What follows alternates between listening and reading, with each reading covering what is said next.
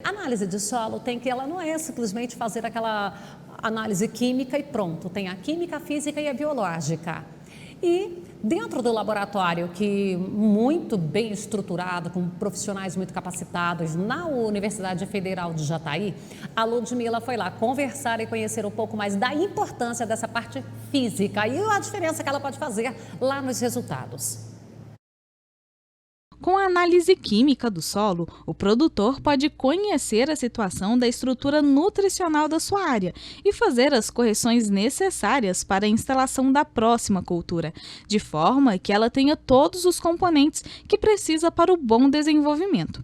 Mas apenas a amostragem química não pode ser suficiente, e mesmo o produtor seguindo todas as recomendações de seu consultor no preparo do solo, às vezes a produção não corresponde. Por isso, a análise física se faz necessária. Hoje a gente percebe que a física do solo, muitas vezes, ela fica renegada, fica em segundo plano. E é importante para o produtor saber que a condição física do solo vai interferir no desenvolvimento da planta, até em aspecto nutricional. Então é importante a investigação das amostras de solo, a amostragem, a análise do solo, para avaliar, por exemplo, o estado, o grau de compactação do solo, porque é muito importante para o desenvolvimento das plantas. É importante para o produtor ele ter duas coisas em mente. Primeiro, ele precisa ter uma caracterização do solo, ele precisa conhecer o solo que ele está trabalhando, em todos os aspectos. Então a caracterização física é muito importante. E na questão da compactação do solo, todo ano ou a cada 2 anos, 3 anos, é importante ele saber qual o grau de compactação, porque isso pode significar redução de custos. Muitas vezes alguma operação de correção ou melhoria do solo, física por exemplo, que tem um custo muito elevado, aração, gradagem, subsolagem, ela muitas vezes podem ser feitas, realizadas de forma equivocada, que não seria necessário. E muitas vezes o produtor está gastando um dinheiro com aquilo que ele não precisava. Ou muitas vezes ele está deixando de fazer uma prática de melhoria, correção física do solo, simplesmente por não saber o estado de consolidação do solo, não saber o grau de compactação que o solo se encontra. Na análise de solo física, é possível avaliar fatores como caracterização e textura. Para isso, é preciso fazer a amostragem da forma correta. Uma coleta inadequada no campo pode representar 50% de chances de a análise não representar a realidade do solo. Com o máximo critério, o produtor deve definir o que ele quer avaliar na sua área e, a partir disso, o tipo de amostragem também é estabelecido, se tem que ser com a estrutura ou não. A amostragem de solo ela pode ser realizada com a finalidade de obter 3 tipos de amostras de solo.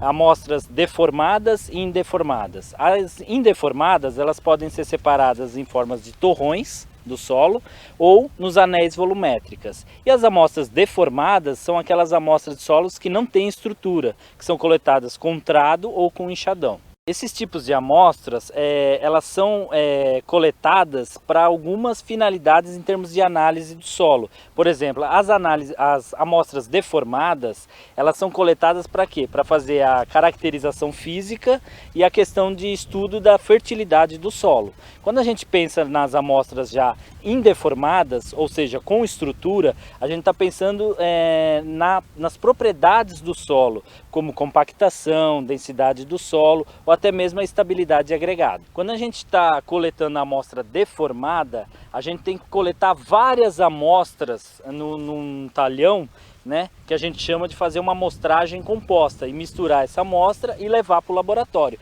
Quando a gente já está falando de amostras indeformadas, com estrutura, não é possível a gente misturar amostras. Então o que a gente precisa? A gente precisa reproduzir o estado natural que a estrutura se encontra no campo. Então a gente precisa preservar essa estrutura. Então a gente precisa coletar torrões grandes, embalar ele, preservar para conseguir chegar no laboratório. Quando a gente coleta no anel, é importante que a gente coleta o solo com uma umidade adequada para não acontecer o quê? Rachaduras, quebrar, entendeu? Para não mudar a estrutura tal como está no campo.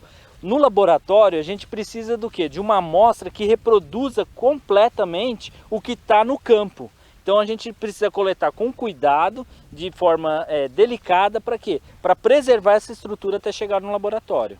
Dentro do laboratório, os torrões de solo são separados em partículas e aí é avaliada a densidade e a porosidade, seja macro ou micro.